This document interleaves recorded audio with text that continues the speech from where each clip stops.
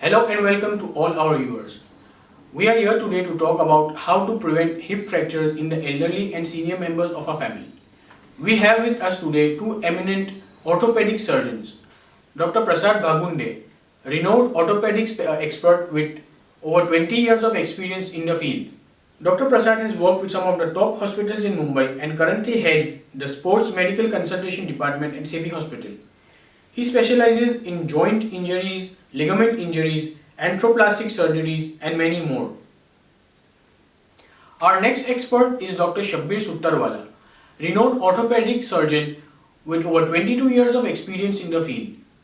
He has a fellowship in the Hip Resurfacing and Joint Replacement, Birmingham, UK since 2005.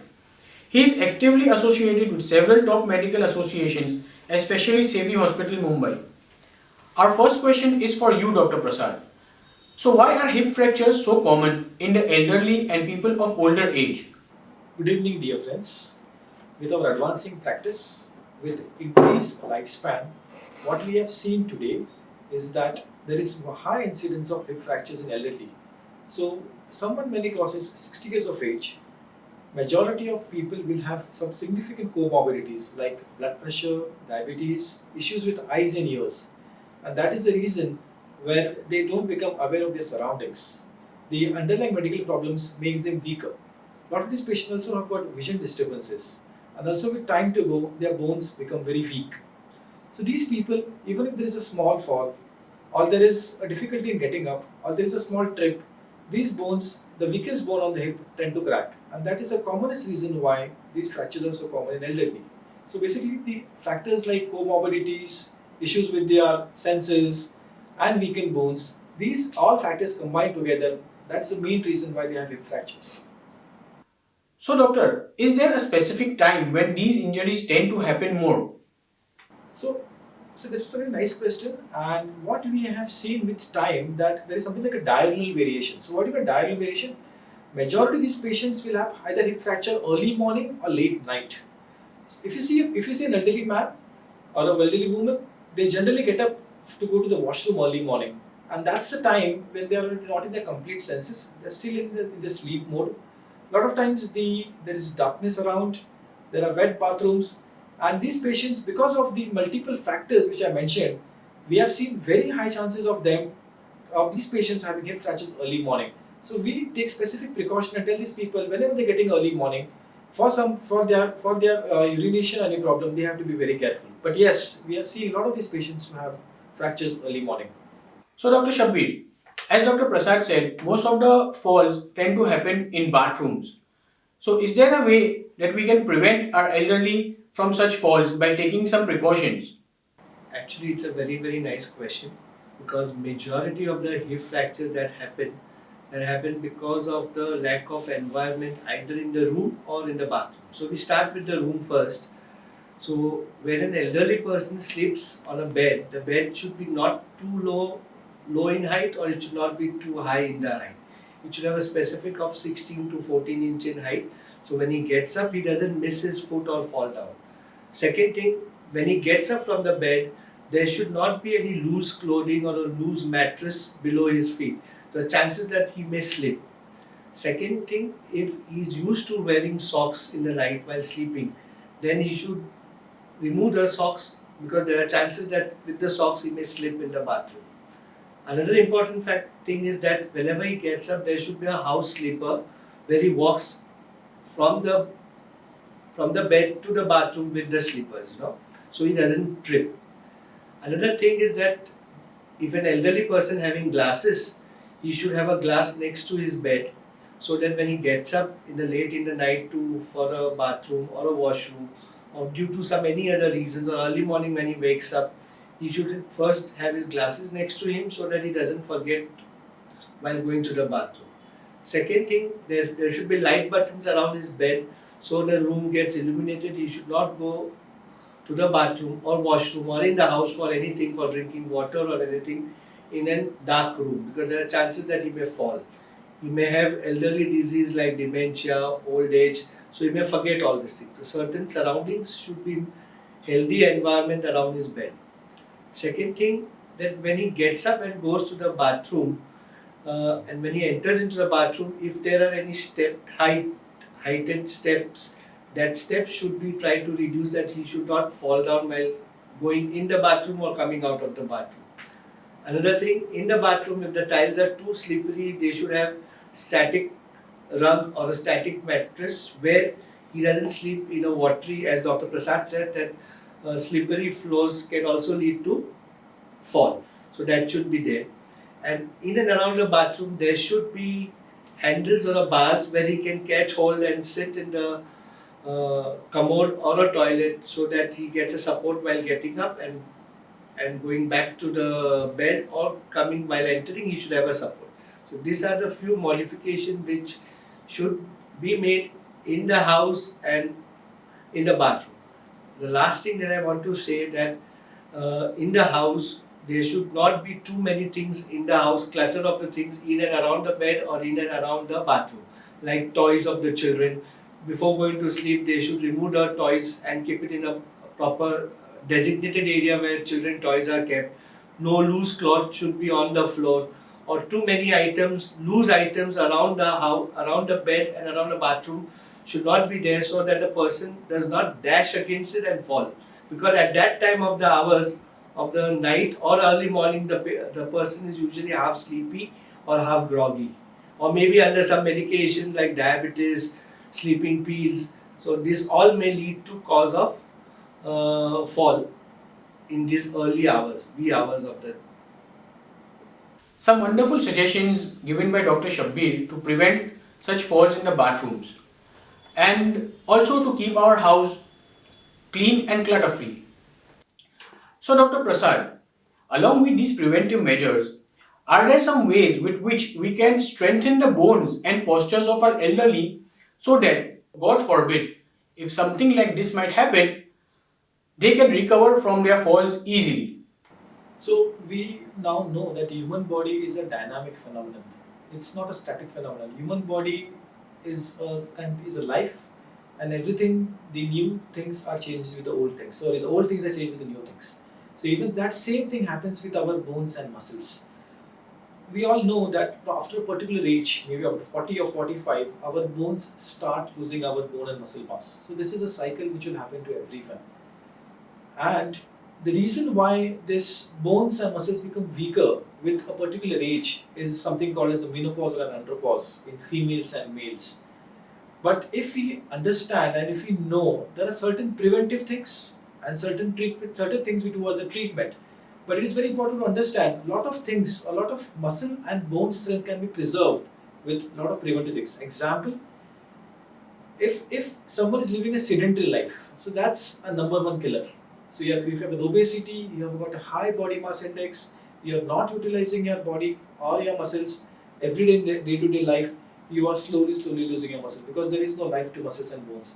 There is not enough blood supply or your nutrients reaching those important organs. So if you don't use your brain, you are going to have problems. The same thing happens with your muscles and bones. So the most important thing what I advise everyone after a particular age, even if it's true for 60, is walking. Walking minimum for about 30 minutes per day. Walking itself, a slow walking or a brisk walking, is recommended for these group of patients, because walking is a very good exercise which will improve your blood supply to your various organs and will cause them stresses and will improve your strength. So I did discuss about the walking, but beyond walking, there is certain things which is very important is your exercises. You require something like a resistance training. A resistance training is simple lifting small weights as small as 2 kgs. You use these weights, small weights, to lift up on the upper body. You can use for the shoulders, elbows, wrist. For the lower body, you can do simple staircase climbing. These small resistance exercises is very, very important to stress your muscles and bones. There are certain aerobic exercises what you can do. You can go for a small stroll, you can go walk up the steps, you can lift up some weights, go around.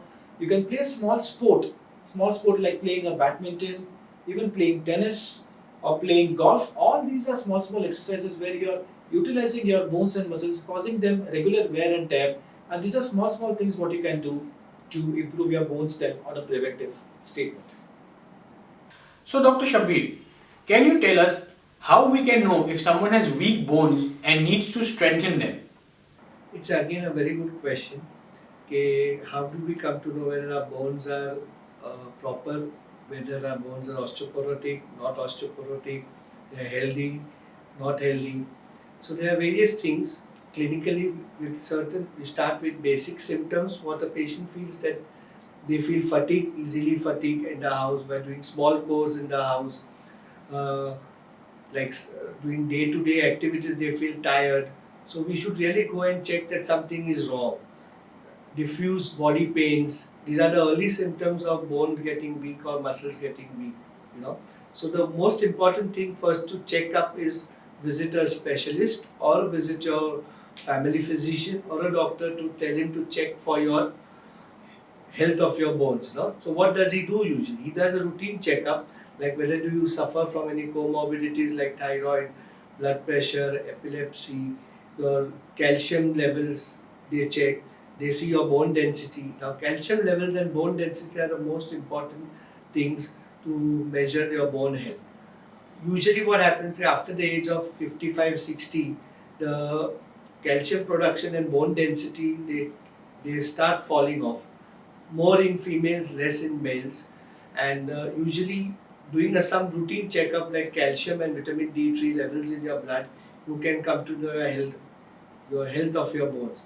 Another specialized test which we do is take a routine X-rays, some X-rays which shows whether your bones are osteopenic.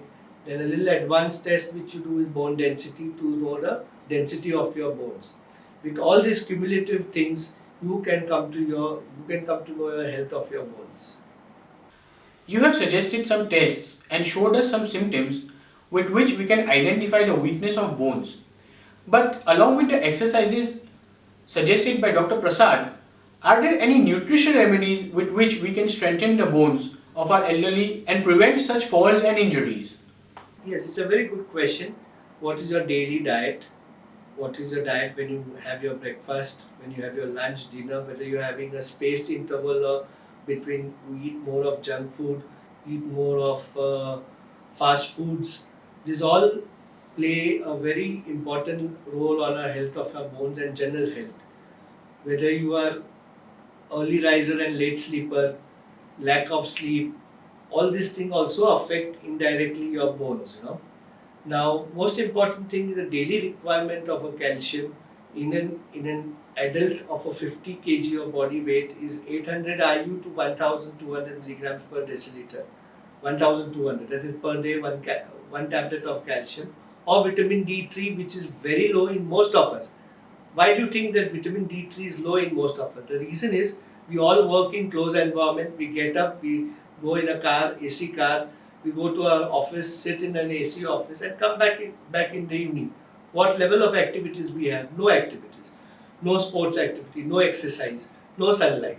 So basically the most important for your healthy bones is a rich diet, calcium and calcium rich products like milk, cheese, milk products, your certain non-vegetarians are rich in this calcium, orange juices are rich in calcium.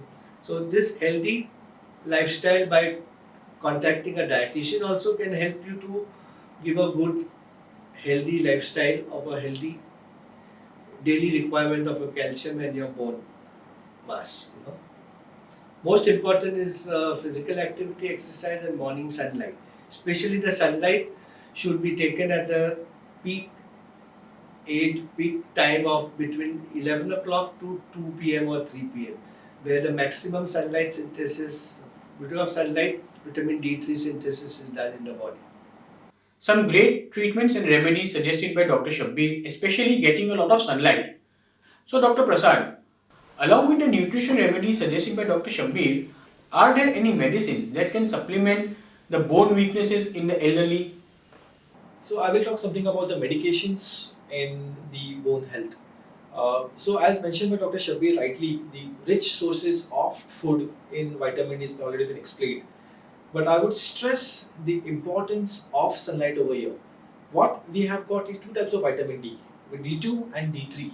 So sunlight gives us D3 vitamin and it is not replaceable by any food or any kind of medication which is D2 vitamin.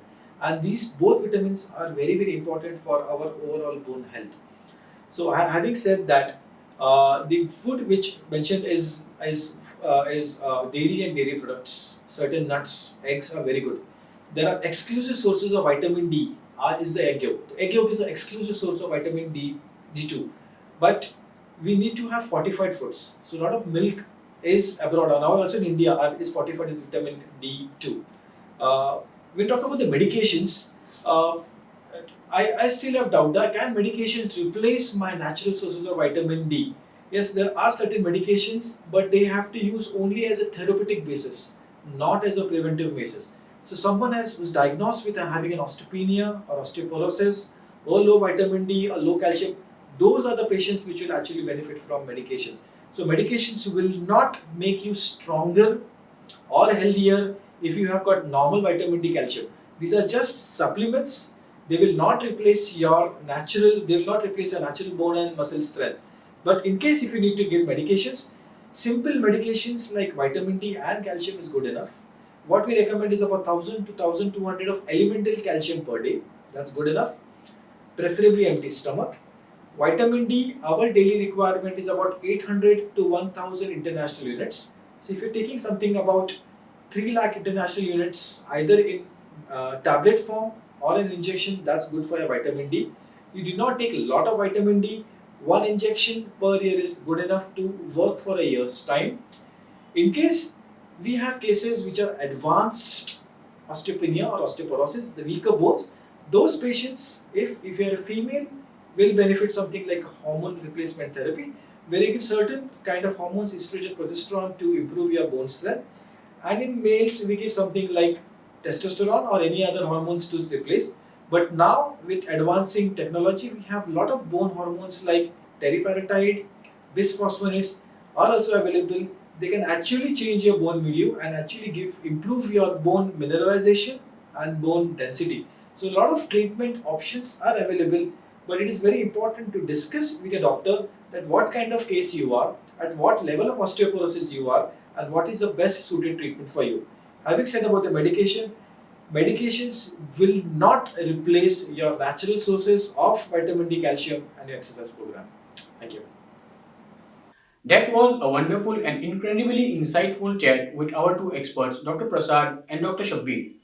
So we would like to thank both our experts on behalf of our viewers and on behalf of Burhani Sports for giving us their valuable time and sharing their valued advice with us. We are sure their advice will help us to take better care of our elderly and also to lead a healthier lifestyle ourselves and lead an injury free old age.